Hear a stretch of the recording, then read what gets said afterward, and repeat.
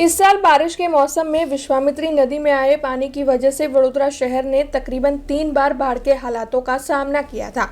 तब अगली बार ऐसी परिस्थिति का निर्माण ना हो, इसीलिए वडोदरा महानगर पालिका सज्ज है।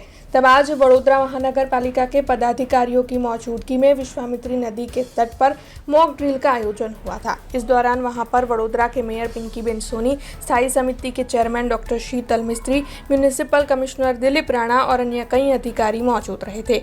नवलावाला कमेटी के रिपोर्ट के मुताबिक बाढ़ की परिस्थिति को रोकने के लिए ये कोशिश की जा रही है।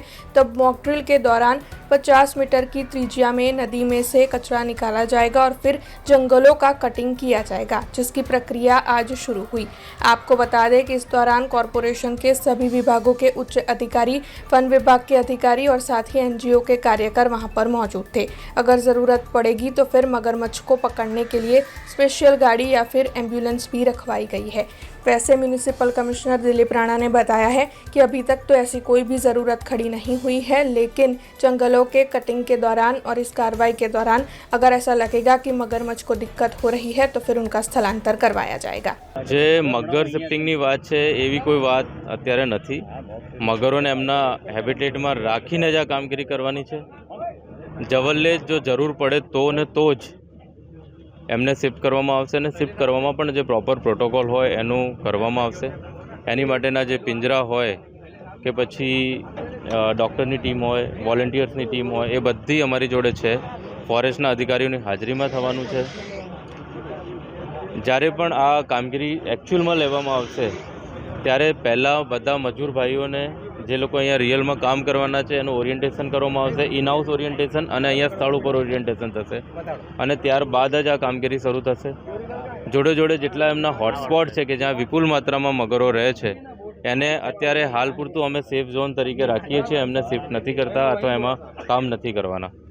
એટલે બધા જ પ્રોટોકોલ ફોલો કરીને ઓછામાં ઓછી અવગડ વાઇલ્ડ ક્રિએચર્સ જે અહીંયા એક્વેટિક એનિમલ્સ છે, મગર અને ટર્ટલ્સ, એને પડે એ માટેનું આયોજન અમે કર્યું છે। ગયા ઓગસ્ટ મહિનામાં વિશ્વામિત્રી નદી ઓવરફ્લો થતાં વડોદરા શહેર નાગરિકોએ જે ભારે પૂરનો સામનો કર્યો એના આયોજનના ભાગરૂપે માનનીય મુખ્યમંત્રી શ્રી ભૂપેન્દ્રભાઈ પટેલના માર્ગદર્શન હેઠળ માનનીય શ્રી નવલાવાલાજીની વિશ્વામિત્રી કમિટી દ્વારા જે સૂચનો કરવામાં આવ્યા, જેમાં ઐતિહાસિક રીતે વિશ્વામિત્રી નદીનું વાઇડનિંગ, રિસેક્શનિંગ કરવામાં આવે, નદીની કેપેસિટીમાં વધારો થાય એ આશયથી આ કામગીરીનો શુભારંભ કરવાનું નક્કી કરવામાં આવ્યું છે।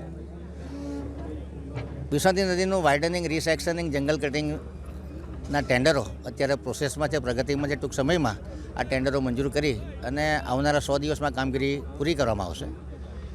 ત્યારે વડોદરા મહાનગરપાલિકા દ્વારા વાઇલ્ડ લાઈફનું ક્લિયરન્સ હોય, એન્વાયરમેન્ટનું ક્લિયરન્સ હોય, ફોરેસ્ટ ડિપાર્ટમેન્ટનું ક્લિયરન્સ હોય, આ તમામ ક્લિયરન્સો મેળવી અને આજે મોક ડ્રિલનું આયોજન કર્યું છે।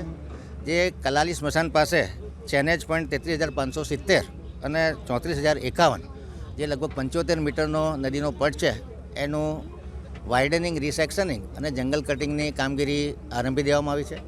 ખાસ કરીને આજના પ્રસંગે 2 પોકલેન્ડ મશીન, 2 જેસીબી અને 4 થી 5 ડમ્પર ને ટ્રેક્ટર દ્વારા જે રેમ્પ બનાવ્યો છે એની પરથી આ વાઇડનિંગ, રિસેક્શનિંગ કરી માટી અને ઝાડ આજે કટિંગ કરી અને એને વડસર ખાતે જે ગોચરની જગ્યા છે ત્યાં આગળ પ્રાઇમરી ડિસ્ચાર્જ પણ અહીંથી 4 કિલોમીટર દૂર છે ત્યાં લઈ જવામાં આવશે। આ મોક ડ્રિલમાં ફાયરની ટીમ, જૂ ખાતાની ટીમ, જંગલ ખાતાની ટીમ તથા તમામ અધિકારીઓ તમામ તૈનાત છે। મગરને રેસ્ક્યુ કરવાની જરૂર પડે તો મગર માટેના પિંજરા અને વાઇલ્ડ લાઈફના વોલેન્ટિયર્સ, વાઇલ્ડ લાઈફના અધિકારીઓ પણ સ્થળ પર હાજર છે।